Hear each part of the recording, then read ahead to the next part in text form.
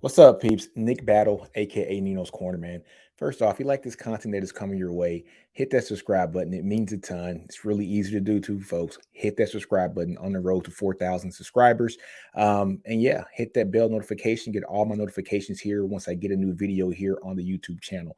Also, folks, if you're listening to this on a streaming platform or to Spotify, Apple Podcasts, Google Play, Stitcher, Breaker, comment, like, subscribe, share, five-star review means a lot, folks. So truly appreciate you guys for following me. But today, folks, I'm going to talk about just something that just came up through my head today. Big Humans episode. We're going to talk about these offensive linemen and just how important they have been this year and the big surprise that we have seen and the leaps and bounds that this offensive line has grown from last year to this year. But first off, guys, let's get into my sponsors. Hey, folks, first off, go to betus.com, get 125% sign up bonus using the code NinosCorner. Again, betus.com, get 125% sign up bonus using the code NinosCorner. Free money, folks. Go ahead and do it. Next sponsor, folks, is Manscaped. So, folks, go to manscaped.com, type in the promo code Nino's Corner, get 20% off anything you purchase, plus free worldwide shipping. Again, folks, that's manscaped.com. Promo code Nino's Corner, get 20% off and free worldwide shipping. But, folks, let's go ahead and get into this Big Humans episode. So, the Big Humans episode, folks, I put up a tweet earlier today, and I'm going to share my screen here just to kind of show you guys what I put. And so, basically, my whole tweet was about just how impressed I was with one particular person on this offensive line, and that's Christian Jones. And I pretty much said here, folks, that I can't stress how important and satisfying it is to have Christian Jones balling out right now. It makes him a potential draft candidate, and it allows our younger offensive linemen to be able to have a full red shirt season and ease into a starting position in 2023. I should have put and beyond. His development was huge. And folks, yes, the development of Christian Jones was huge. What it has done was allow us to not basically have to start Cam Williams so early. It allows us the opportunity to have a guy like Cam Williams and a guy like Neto.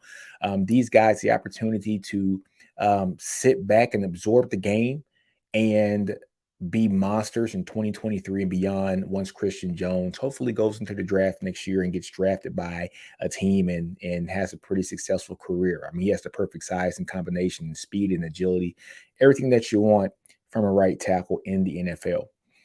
So yeah, just the maturation process of Christian Jones has been outstanding. And then to also have a guy like Kelvin Banks Jr. come in as a true freshman, didn't even come in during the spring, came in during the summer, and has looked outstanding, folks. I mean, this guy is playing.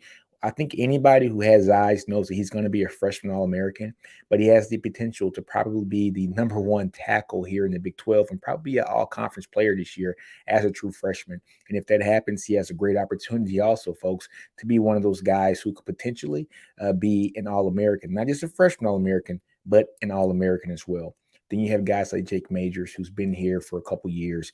He is a smart ball player that understands where to line up everybody. He's pretty much, you can kind of say he's the brains of that offensive line. So, I mean, another good player that we have a lot of confidence in. Another player, folks, Cole Hudson, true freshman, right, who is doing well.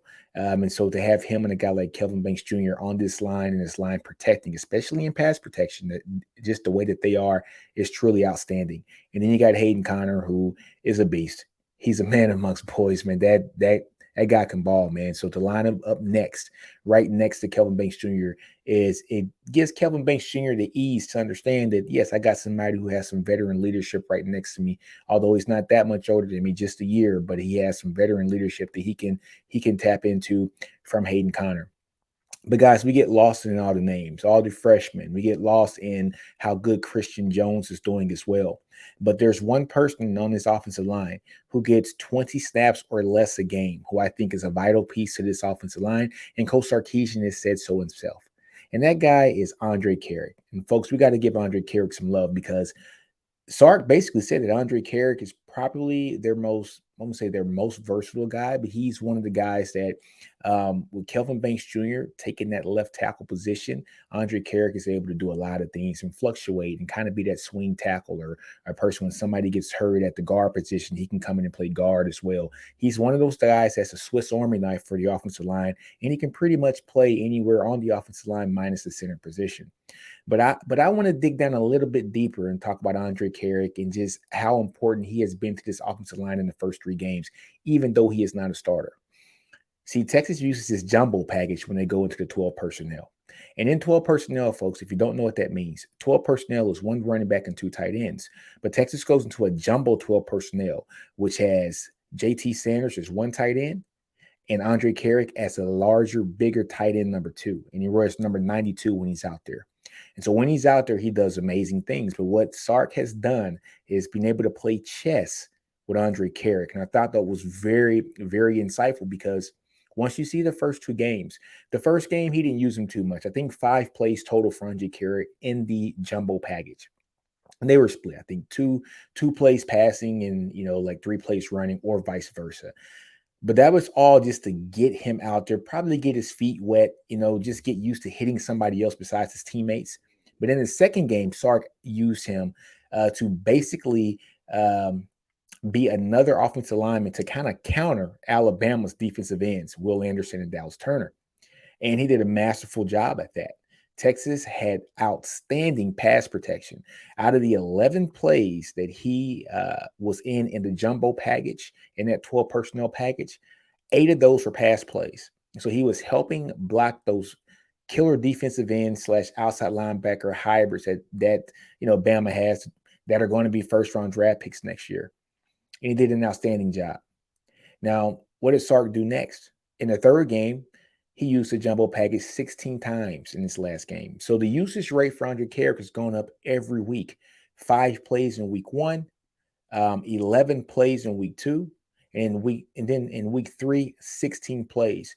But what did he do? He used Andre Carrick as that second large tight end to catapult the running game. A very vanilla game plan by Sark, but that game plan was put in place to pound the ball and open up running lanes. And eventually, once Bijan and Rojon start cooking and get 3 yards here, 4 yards there, 3 yards there, 5 yards there, then those 5 turn into 6 yards. Those 6 turn into explosive plays in the running game to 15 yards. And then those 15 yards turn into a 78-yard run by Bijan, another 41-yard run by Bijan, and I think a 30-yard run by Rojo. But Andre Carrick had 16 plays in week 3.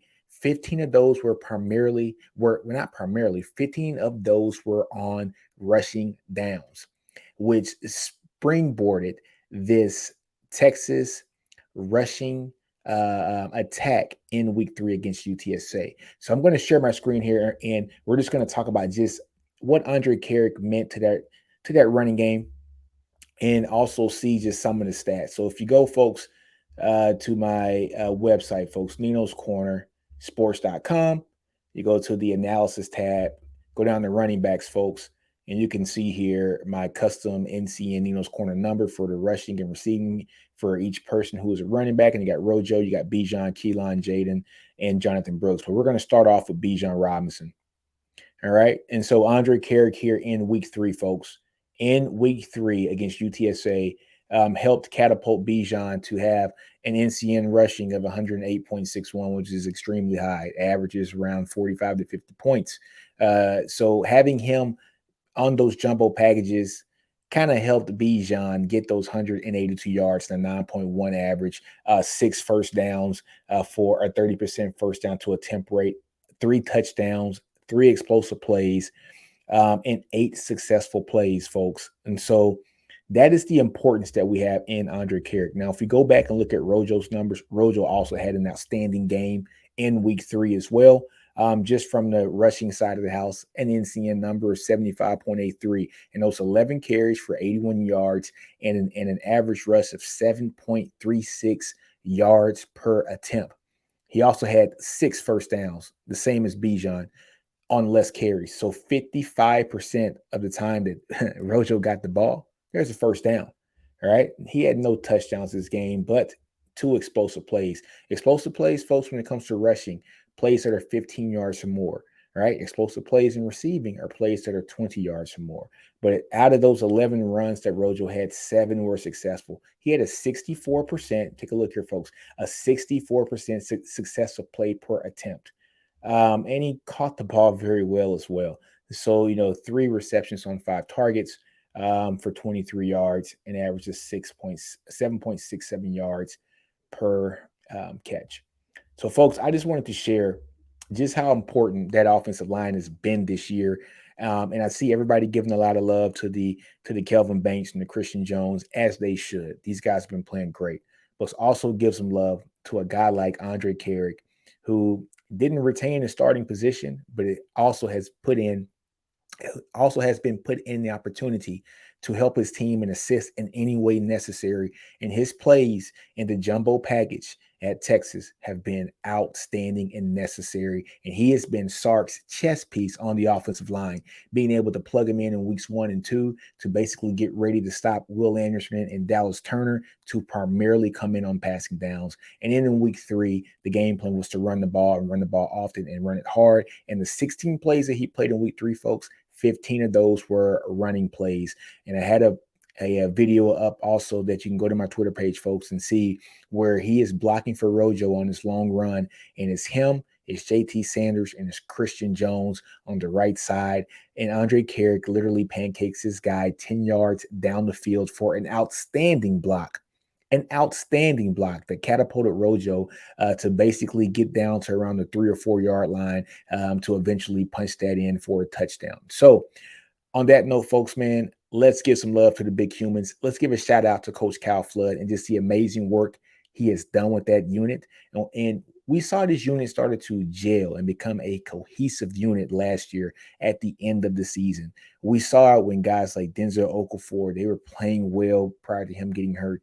Topa Imadi playing well as well. Christian Jones actually played pretty well towards the end of the season. So we saw exactly what could be done with that offensive line with the right coaching and with the right strength training too. Torrey Beckton, man, shout out to him too as well. So on that note, folks, man, let's give some props to our offensive line. Just don't talk about the names that we see all the time, but let's give us, some love to Andre Carrick as well, and also a bunch of love to Coach Cal Flood. And on that note, folks, man, do you, man? I'm out. Don't be afraid to fail out. Grow your environment. Understand your brilliance. Horns always up. Hook 'em.